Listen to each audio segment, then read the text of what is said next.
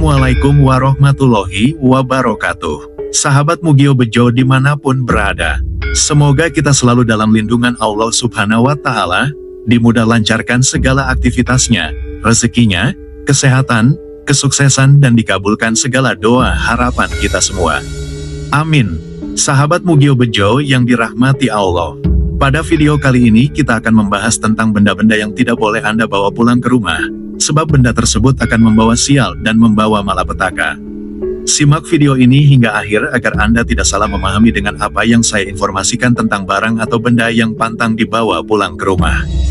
Di alam semesta ini, suatu benda mampu merekam kejadian atau menyerap dan menyimpan berbagai energi yang ada di sekitarnya. Jika benda tersebut sering terpapar energi positif, maka benda tersebut akan memiliki energi yang positif pula.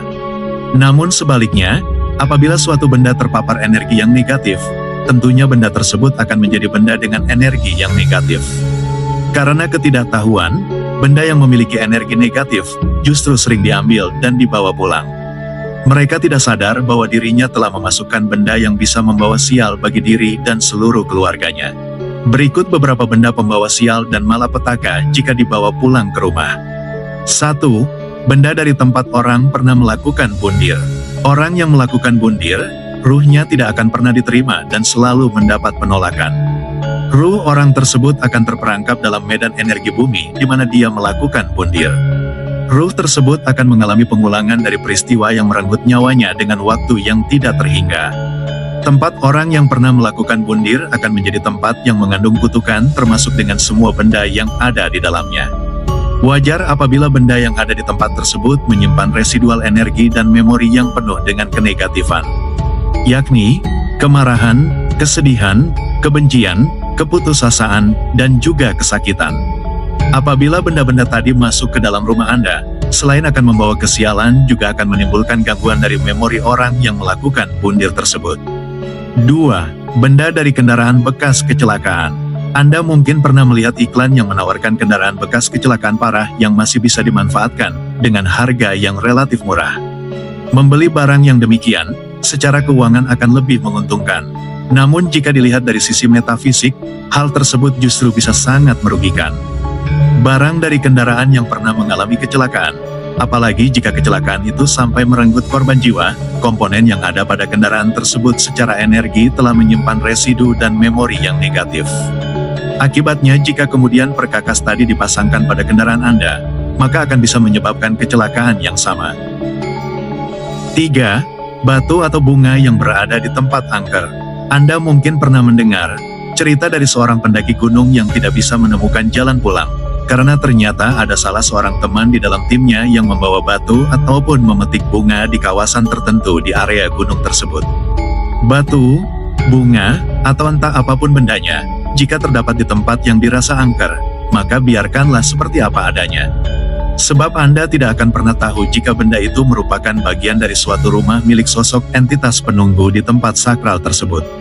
Jika sosok entitas yang diambil bagian rumahnya tersebut tidak terima, maka Anda tidak hanya akan disesatkan begitu saja, namun bisa juga akan diikuti hingga sampai ke rumah, bahkan tidak sedikit juga yang kemudian akan diteror ataupun kesurupan dan meminta agar barang tadi dikembalikan ke tempat asalnya. 4. Benda yang diambil dengan sembarangan dari sesajen. Sesajen dalam ritual tertentu memang dimaksudkan sebagai bentuk ucapan syukur kepada alam semesta. Namun ada pula sesajen yang memang bertujuan untuk memberi makan kepada sosok entitas tertentu, sehingga Anda harus bisa membedakan mana sesajen yang boleh diambil dan mana yang tidak. Pada saat seseorang tanpa izin mengambil dan membawa pulang suatu benda yang menjadi bagian dari sesajen yang bertujuan untuk memberi makan sosok entitas tertentu, maka akan ada pembalasan serius yang harus dihadapi oleh orang yang membawa pulang sesuatu dari sesajen tersebut. Bisa saja akan sakit dan bahkan menjadi linglung. 5. Tanaman dari area pemakaman.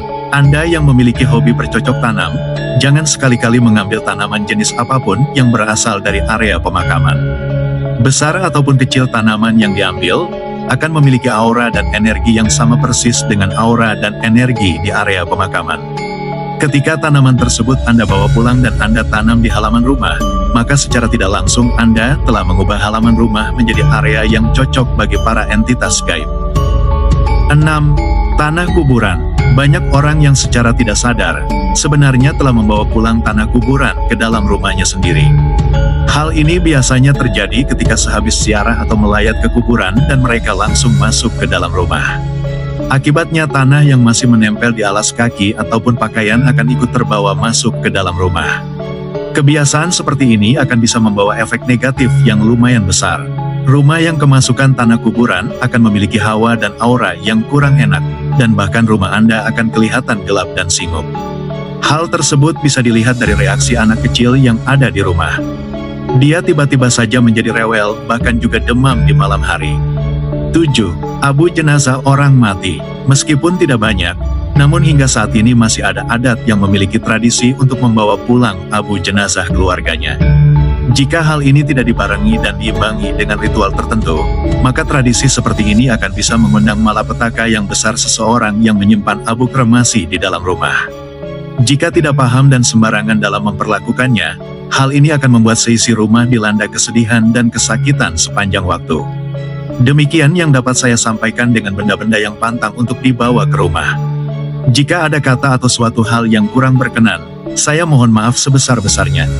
Untuk sahabat Mugio Bejo yang sudah mengikuti video ini hingga akhir, saya doakan semoga selalu mendapatkan keberuntungan, kesuksesan, dan kemakmuran. Tetap semangat mencari rezeki berkah barokah. Amin. Mugio Bejo, selalu bejo, dan bejo selalu menyertaimu. Wassalamualaikum warahmatullahi wabarakatuh.